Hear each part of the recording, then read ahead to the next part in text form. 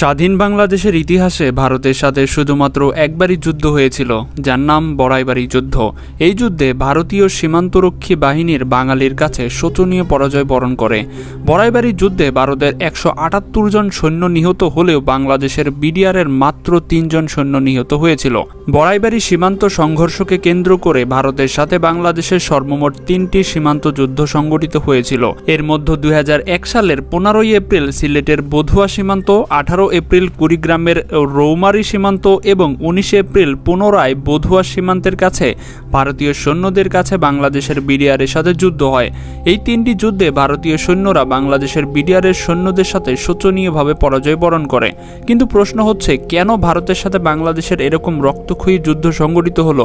কী কারণে ভারতীয় বাহিনী বাংলাদেশের বড়াইবাড়ি গ্রাম দখল করতে আক্রমণ চালায়? তো বন্ধুরা, আজকের এই ভিডিওতে এই সম্পর্কেই বিস্তারিত জানানো হবে, তাই সম্পূর্ণ ভিডিওটি দেখতে থাকুন। বাংলাদেশের সাথে ভারতীয় এই বড়াইবাড়ি যুদ্ধের একটা লম্বা পটভূমি রয়েছে। 1971 সালে বাংলাদেশ স্বাধীন হবার পর থেকেই ভারতীয় সীমান্তরক্ষী বাহিনী বিএসএফ এর বাংলাদেশের সীমান্তের পদুয়া সীমান্ত এলাকায় নানা ধরনের অবৈধ কর্মকাণ্ড চালিয়ে আসছিল। একটা পর্যায়ে ভারতীয় বিএসএফ সৈন্যরা রাতের আধারে বাংলাদেশের পাঁচবাসী সীমান্ত দখল করে নেয় এবং সেখানে একটি অস্থায়ী সেনা ঘাঁটি নির্মাণ করে।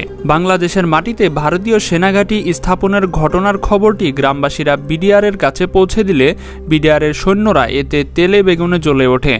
বাংলাদেশের বিডিআর সৈন্যরা যে কোনো মূল্যে বাংলাদেশের পদুয়া সীমান্তের এলাকা ভারতের দখলমুক্ত করতে দৃঢ় প্রকল্প সংরক্ষণ করে।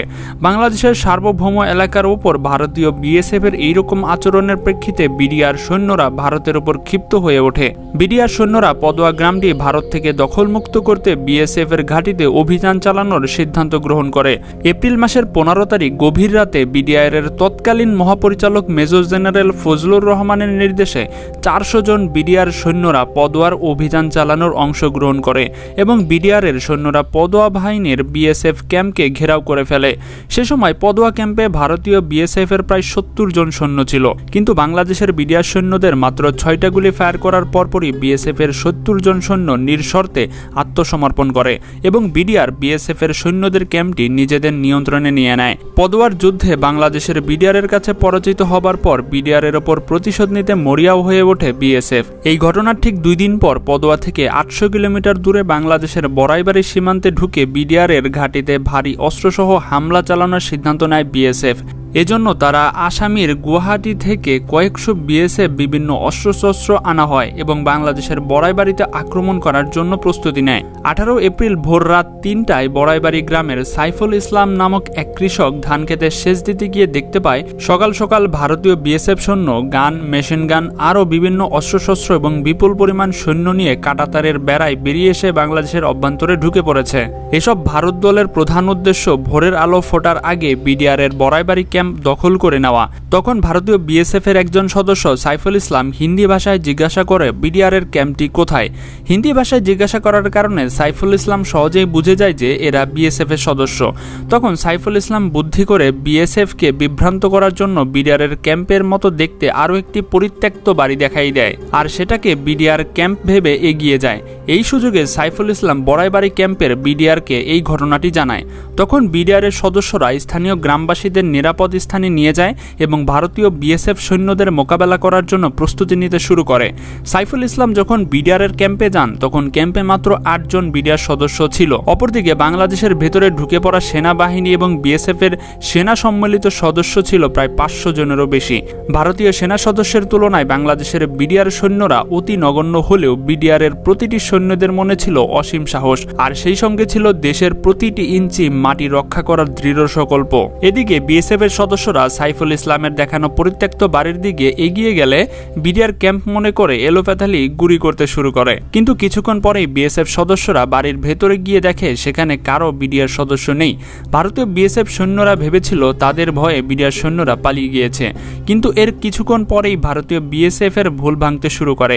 তারা বুঝতে পারেনি বাংলার দামাল ছেলেরা কখনোই পালিয়ে যাবার পাত্র নয়।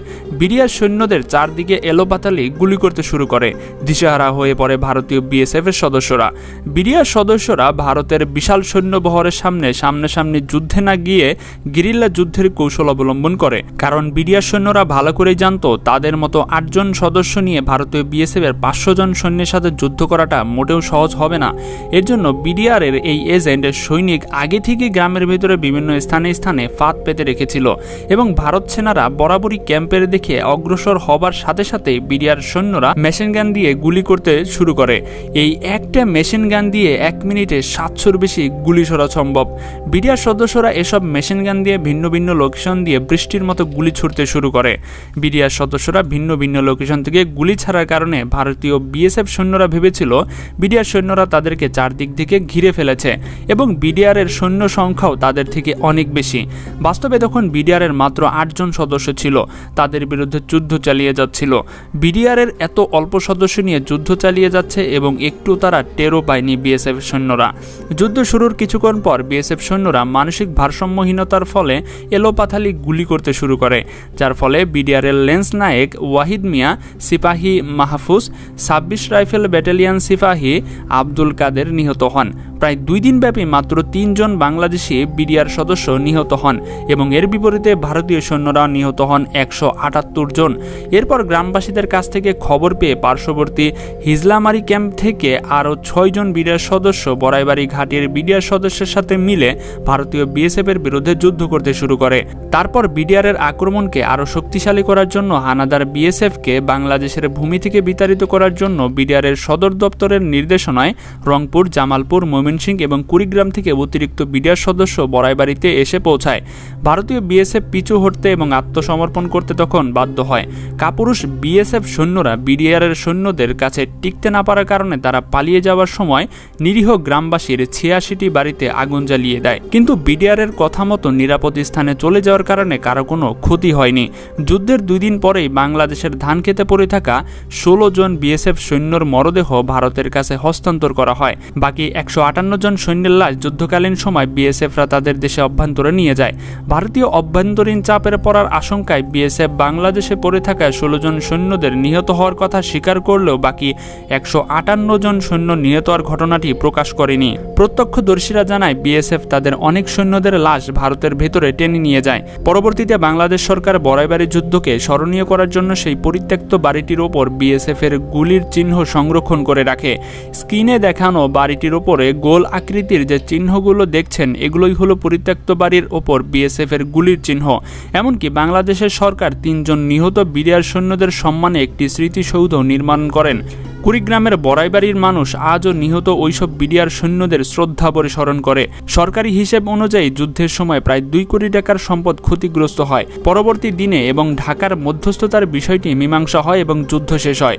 রোমারের ঘটনার পর মেজর জেনারেল ফজলুর রহমানকে বিডিআর এর প্রধান পদ থেকে সরিয়ে সেনাবাহিনীতে ফেরত আনা হয়, কিন্তু 2001 সালে মেজর জেনারেল ফজলুর রহমানকে সেনাবাহিনী থেকে বাধ্যতামূলক অবসর নেওয়ানো হয়। দেশপ্রেমিক এই সেনাকে অবসরে পাঠানোর পেছনে ভারতের হাত ছিল বলে অনেকে ধারণা করেন। তো বন্ধুরা, আপনাদের কি মনে হয় মেজর ফজলুর রহমানকে কি আসলেই ভারতের কারণে অবসর নেওয়া হয়েছিল? নিচের কমেন্টে তো অবশ্যই জানাবেন। তো এটাই ছিল মূলত আজকের ভিডিও। কেমন লাগছে সেটা কিন্তু অবশ্যই আমাদেরকে কমেন্টে জানাবেন। তো দেখা হচ্ছে পরবর্তী পর্বে মজার কোন এপিসোড নিয়ে। আজকের মতো এখানে বিদায়। আল্লাহ হাফেজ।